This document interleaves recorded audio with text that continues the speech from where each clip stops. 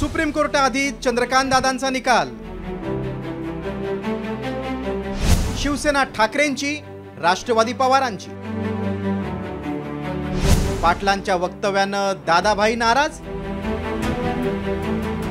12 November 2025 ला supreme कोर्टात होणारा सर्वात मोठा फैसला भाजपचे नेते आणि राज्याचे मंत्री चंद्रकांत पाटलांनी आधीच सुनावला आणि चंद्रकांत पाटलांच्या या वक्तव्यानं मात्र महायुतीत वादाची ठिणगी पडण्याची शक्यता आहे। असं नेमकं चंद्रकांत पाटील काय म्हणाले ऐका। तर महाराष्ट्रात पक्ष आहे शरद पवारांचा। तुम्ही म्हणतानाच म्हटलं की शरद पवारांचा, मी असं नाही म्हटलं की तो कार्यकर्त्यांचा पक्ष, शरद पवारांचा पक्ष। शिवसेना बाळासाहेब ठाकरे, स्वर्गीय बाळासाहेब ठाकरे, मग उद्धव ठाकरेंचा, आता आदित्य ठाकरे, नो स्कोप। बाकी त्याने जय भारत माता की जय। भारतीय जनता पार्टी कोणाचा? तर कोणाचा? अडवाणींचा नाही, अटलजींचा नाही, मोदीजींचा नाही, कार्यकर्त्यांचा पक्ष। चंद्रकांत पाटलांनी भाजपची महती सांगताना मित्र पक्षांच्या खरेपणावरच थेट सवाल केलाय।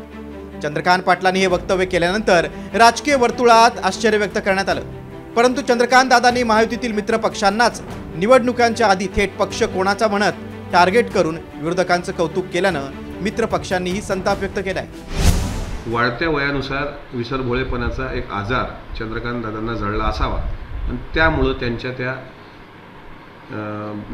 काय म्हणता येईल अशा एकंदरीत संभ्रमात त्यांनी ते वक्तव्य केलं असावं, मात्र त्यांच्या मनात तसं काही म्हणण्याचा उद्देश नसेल। गेल्या 3 वर्षांपासून शिवसेना आणि राष्ट्रवादी हे पक्ष कोणाचे यात वाद सुप्रीम कोर्टात सुरू आहे। आता 12 नोव्हेंबर 2025 ला या प्रकरणी अंतिम निकाल येणार आहे, परंतु त्याआधीच चंद्रकांत पाटलांनी थेट शरद पवारांची राष्ट्रवादी आणि ठाकरेंची शिवसेना म्हणत शिंदे आणि अजित पवारांना चेतावणी दिल्याचं म्हटलं जातंय। एक तर ते खरं बोलले असावेत, नाही तर त्यांना सुप्रीम कोर्टात काय होणार आहे, कारण ते केंद्राशी संपर्कात असतात। सुप्रीम कोर्टात काय होणार आहे कदाचित त्यांना तो अंदाज असावा, त्या अनुषंगाने ते बोलले असावेत। ते जे मनातून जे असतं, जे सत्य बाहेर आलेलं एवढंच। फक्त त्यांना विनंती आहे की तुमचे जे दिल्लीत बसलेले आका आहेत त्यांना सांगा या सगळ्या गोष्टी। कोल्हापुरातून चंद्रकांत पाटील थेट पुण्यात आले आणि त्यांनी अजित पवारांना चॅलेंज द्यायला सुरुवात केली, परंतु कालांतरानं अजित पवारच महायुतीत आल्यानं चंद्रकांत पाटलांना पालकमंत्री पदाची सूत्र अजित पवारांच्या हाती द्यावी लागली। महायुतीत असूनही धंगेकरांनी चंद्रकांत दादांविरोधात बंड पुकारल्यानं चंद्रकांत पाटलांनी निवडणुकांच्या आधीच थेट ओरिजिनल पक्ष कुणाचा हे सांगून एकाच दगडात 2 पक्ष तर मारले नाहीत ना, अशीच चर्चा सध्या राज्याच्या राजकारणात सुरू आहे।